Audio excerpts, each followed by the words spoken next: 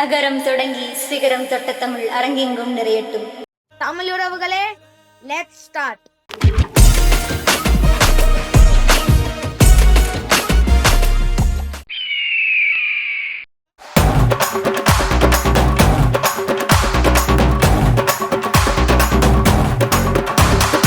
இன்றைய நிகழ்வின் முக்கியமான பகுதியை நெருங்கிட்டோம். நிகழ்வின் நாயகி, அதாவது பக்தி இலக்கிய சொற்பொழிவினை நமக்கெல்லாம் இனிமை பொங்க தன் குரல் வளர்த்தால் கட்டி போடும் ஒரு அருமையான திறன் கொண்டவர்தான் இவர். கோவை பிஎஸ்ஜி தொழில்நுட்ப கல்லூரியில் உயர் மருத்துவ பொறியியல் துறை பயின்று வருகிறார். இலக்கிய பற்றுள்ள பட்டிமன்ற பேச்சாளர். கல்லூரி அளவில் அவர் துறையில் தலை சிறந்த மாணவர் பட்டமும் பெற்றுள்ளார்.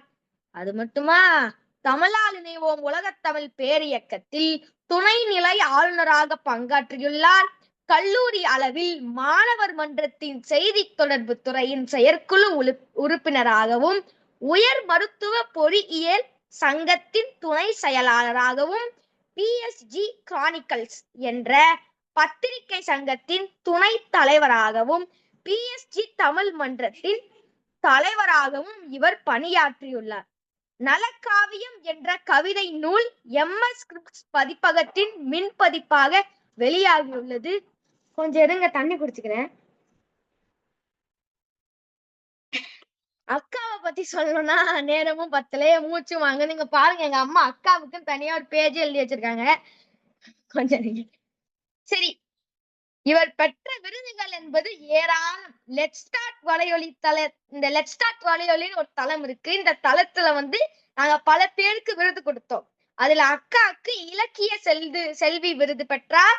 அது மட்டும் இல்லாமல் கோவை மேன்மதி தமிழ் சங்கத்தில் பாவலர் விருது மற்றும் தேன்துளி கவி விருதும் பெற்றுள்ளார். தமிழால் இணைவோம் உலகத்தமிழ் பேரியக்கத்தில் தமிழ் மணி விருதும் பெற்றுள்ளார். இப்படிப்பட்ட ஒருவர் நம்முடன் இன்று இணைந்திருப்பது நமக்கு எல்லாருக்கும் ஒரு பெருமை தரக்கூடிய விஷயமாகத்தான் அமைகிறது. அவர் இன்றைக்கு தமிழ் கடவுளாகிய முருகனை பற்றி பேச போவது அது எக்ஸ்ட்ரா பெருமை, அது மற்றொரு பெருமை, போனஸா வச்சுக்கலாம். தமிழ் இலக்கியத்துல ஆற்றுப்படை நூல்கள் என்பது சங்க இலக்கியத்தின் 10 பாட்டு நூல்களில் இடம்பெற்றுள்ளது. ஆற்றுப்படை என்றால் ஒருவர் பெற்ற நன்மையை மற்றவரும் பெரும் வகையில் வழிகாட்டுதல் என்பதே ஆகும். புலவர் ஆற்றுப்படை என்பது ஒரு புலவர் வறுமையில் இருக்கிறாரு, மற்றொரு புலவர் சந்தித்து சிறந்த வள்ளல் அல்லது ஒரு அரசரிடம் சென்று பரிசு இல்லைன்னா ஆதரவு பெறுமாறு இந்த புலவர் அவருக்கு சொல்றாரு. அந்த வழிகாட்டுவதை மையமாக கொண்ட ஒரு இலக்கிய வடிவம் தான் புலவர் ஆற்றுப்படை.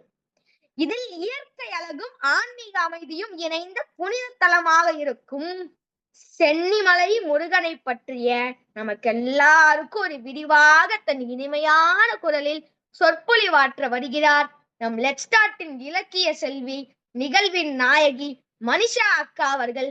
தங்கள் பேச்சினை கேட்க ஆவலோடு காத்து கொண்டிருக்கிறோம். அக்கா, வாருங்கள், வாஞ்சையோடு தங்கள் உரையை தாருங்கள்.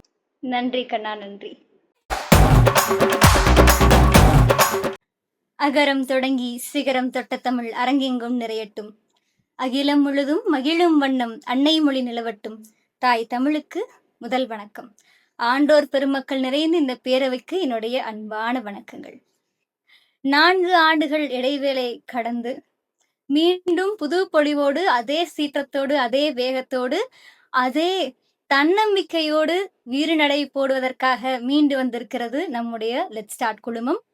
அடியேனை போன்ற பல பொழிவாளர்களுக்கு பயிற்சி பட்டறையாகவும் தாய் வீடாகவும் திகழ்ந்து கொண்டிருப்பது நம்முடைய லெட் ஸ்டார்ட். இந்த அவையிலே எங்கள் எல்லோரையும் வளர்த்துவிட்ட எங்களுடைய நடுவர் ஐயா, கௌரவ தலைவர் நடுவர் மணிகண்டராசு ஐயா அவர்கள் வீட்டிருக்கிறார். அவருக்கு என்னுடைய முதல் வணக்கங்கள். இந்த லெட் ஸ்டார்ட் தளத்தினுடைய தலைவர் நிறுவனர் நந்தினி அவர்களுக்கும், நம்முடைய செல்ல குழந்தைகள் தொகுப்பாளர் லவன் மற்றும் நன்றியுரை வரவிருக்கும் குஷன் அவர்களுக்கும், அருமை தங்கை வரவேற்புரை வழங்கிய வசுந்தரா அவர்களுக்கும், அழகாக தன்னுடைய மழலை தமிழிலே திருக்குறள் பகன்ற ஆகாங்ஷாவுக்கும், மேலும் அடியனுடைய அழைப்பை ஏற்று இங்கு வந்திருக்கக்கூடிய என்னுடைய அன்பு இல்லவர்களுக்கும் என்னுடைய வணக்கங்கள். 2 சிறப்பு வணக்கம் வைக்க கடமைப்பட்டிருக்கிறேன். முதலாவதாக இன்றைய நாளின் சிறப்பு விருந்தினர் நலன் அறக்கட்டளையினுடைய நிறுவனர் நிரஞ்சன் அவர்கள். எங்கள் எல்லோருடைய ஒரு குரலா நீங்க இருந்தீங்கன்னு கேட்கும்போது உண்மையிலேயே மனசுக்கு மகிழ்ச்சியா இருந்தது. பொறியியல் கல்லூரியில் தமிழ் இல்லை. சொல்லாத மாணவர்களே கிடையாது. அதை எங்கள் குரலாக சொன்னதற்காக உங்களுக்கு சிறப்பு வணக்கம். இன்னொரு சிறப்பு வணக்கம், இந்த அவையில இல்லைனாலும், இந்த அவை அமைவதற்கும், இந்த உரை நடப்பதற்கும் காரணமாக இருக்கக்கூடிய ப்ராஜெக்ட் மதுரை தளத்திற்கு கண்டிப்பா சொல்லணும். ஏன்னா, என்னை போன்ற ஆரம்ப நிலையில இருக்கக்கூடிய தமிழ் ஆர்வலர்கள் எல்லாருக்கும் இருக்கக்கூடிய மிகப்பெரிய ஒரு தமிழ் கருவூலம் ப்ராஜெக்ட் மதுரை. 1988ல ஆரம்பிக்கப்பட்ட இந்த ஒரு தளம், இந்த ஆற்றுப்படை, புலவர் ஆற்றுப்படையிலிருந்து தொல்காப்பியம் தொட்டு, இப்போ வரக்கூடிய ரீசெண்டா இருக்கக்கூடிய பல தமிழ் நூல்கள் வரை எல்லாத்தையும் மின்னூலாக பதிப்பித்து, இலவசமாக பதிவேற்றம் செய்திருக்கிறார்கள். ப்ராஜெக்ட் மதுரை நீங்கள் எல்லோரும் தமிழ் பருக ஆசைப்படும் அனைவரும் சென்று பார்க்க வேண்டிய ஒரு தளம். அந்த ப்ராஜெக்ட் மதுரைக்கும் என்னுடைய சிறப்பு வணக்கத்தையும் நன்றியையும் தெரிவித்துக் கொண்டு, ஏன்னா தான் கற்ற விஷயங்களை மற்றவரோடு பகிர்ந்து கொள்வது தானே தமிழ் புலவர்களுக்கெல்லாம் ஒரு ஆனந்தம். இந்த மாதிரி எனக்கு இந்த நூல் கிடைக்க காரணமான ப்ராஜெக்ட் மதுரை உங்களுக்கும் கிடைக்க வேண்டும் என்ற ஆசையோடு இந்த உரைக்குள்ள நம்ம போகலாம்.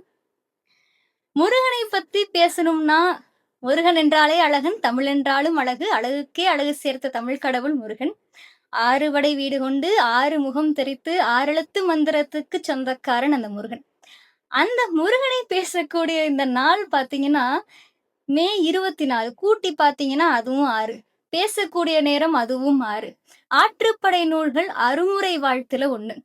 நான் ஆற்றுப்படைனா என்னன்னு சொல்லணும்னு இருந்தேன். பட் தம்பி லவனே எல்லாவற்றையும் சொல்லிவிட்ட காரணத்தினால் அடியேனுக்கு கண்டென்ட் இல்லை. ஆற்றுப்படை நூல்கள் அருமுறை வாழ்த்துல 1 அப்படின்னு சொல்லுவாங்க. அருமுறை வாழ்த்துங்கிறது தொல்காப்பியம் தொட்டு வாழ்த்துல வரக்கூடிய ஒரு வகை. கந்தளி, வள்ளி, கொடிநிலை, பரவல், புலவர் ஆற்றுப்படை, கடைசியா புகழ்ச்சி. இப்படி 6 வகையாக வாழ்த்துகளை தெரிவிக்கலாம். கடவுள் மக்களுக்கு அடுத்து இந்த அருமுறை வாழ்த்து இடம்பெற்றிருக்கும். இப்படி எல்லாமே 6ஆக கூடியிருக்கும். இந்த புத்தகத்தை வந்துட்டு பிரிண்ட் போட்டு முதல் பக்கத்தை எடுத்து பார்த்தேன். எந்த ஆண்டு இது பதிப்பிக்கப்பட்டது அப்படின்னு. அந்த கேள்வி வருவதற்கு வேறொரு காரணம் உண்டு. ஏன்னா நம்மை போன்ற இந்த ஆர்வ கோளாறுகள் எல்லாம் முதல் பக்கத்துக்கு முன்னாடியே கடைசி பக்கத்தை படிச்சிருவோம். அப்படி இந்த நூலோட கடைசி காப்பு பாயறத்தை படிக்கும்போது, வேற்று பகையோன் இந்தியாவை மீண்டும் சண்டைக்கு அழைச்சா, இந்த ஆற்றுப்படை கொண்ட சென்னி ஆண்டவன் காற்று போல அவரை விரட்டுமாகன்னு இருந்துச்சு. நான் ஒரு செகண்ட் ஆற்றுப்படை நூல், இந்தியாங்கிற வார்த்தையா, வேற்று பகையா, என்னடா சொல்ல வர்றீங்க, இது ஆற்றுப்படைக்கும் இந்தியாங்கிற சொல்லுக்கு சம்பந்தமே இல்லையே அப்படின்னு அதற்கப்புறம் முதல் பக்கத்தை பார்க்கும் பொழுது, இந்த நூல் பதிப்பிக்கப்பட்ட ஆண்டு பராபவ ஆண்டு ஆனி மாதம்னு போட்டிருந்தாங்க. பராபவ ஆண்டு கேட்ட மாதிரி இருக்கா? இந்த வருஷம்தான் பராபவ ஆண்டு. இன்றிலிருந்து சரியாக 60 ஆண்டுகளுக்கு முன்னர் எழுதப்பட்டு பதிப்பிக்கப்பட்ட ஒரு நூல் இந்த புலவர் ஆற்றுப்படை. 1966. அதுவும் 66 வருடங்களும் 60 ஆகிவிட்டு எல்லாம் 6 அமைய அடியேனும் பூரித்து போய் இந்த நூலுக்குள்ளே மூழ்கிவிட்டேன். இந்த புலவர் ஆற்றுப்படைங்கிற நூலை எழுதி அருளியவர் வித்துவான் தெய்வ சிகாமணி அவர்கள். வித்துவான் தெய்வ சிகாமணி அவர்களை பற்றி பேசணும் அப்படின்னா, உவே சாமிநாத பிள்ளைக்கே பேரன் அப்படின்னு சொல்லக்கூடிய அளவுக்கு இந்த கொங்கு மண்டலத்திலே தேடி தேடி ஓலைகளை பதிப்பித்த சிறப்பு பொருந்தியவர்கள் இருவர். அந்த இருவரில் சாமிநாத கோரார் அப்படிங்கிறவர் ஒருத்தர், இன்னொருவர் நம்முடைய தெய்வசிகாமணி அவர்கள். தேவசிகாமணி ஐயா பதிப்பித்த நூல்களுடைய வரிசையாகட்டும், அவருடைய தகவல்களாகட்டும், அவர் செய்த சில முக்கியமான பணிகளாகட்டும், இதையெல்லாம் நான் ஆரம்பத்திலேயே பட்டியல் போட்டால் தமிழ் பருக காத்திருக்கும் நீங்கள் எல்லாம் திகட்டி விடுவீர்கள்ங்கிற காரணத்தினால நம்ம முதல்ல கதையை பார்த்து விட்டு கடைசியா நூல் நயம் பாராட்டக்கூடிய இடத்துல சிகாமணி அவர்களை பற்றி பார்த்து விடலாம். முதல்ல இந்த நூல் ஆற்றுப்படைங்கிறதே 5 வகை. புலவர் ஆற்றுப்படை, கூத்தர் ஆற்றுப்படை, விரலி ஆற்றுப்படை, பாணாற்றுப்படை, பொருணர் ஆற்றுப்படை அப்படின்னு. அதுல முதன்மையானது புலவர் ஆற்றுப்படைன்னு சிதம்பர பாட்டியல் சொல்கிறது.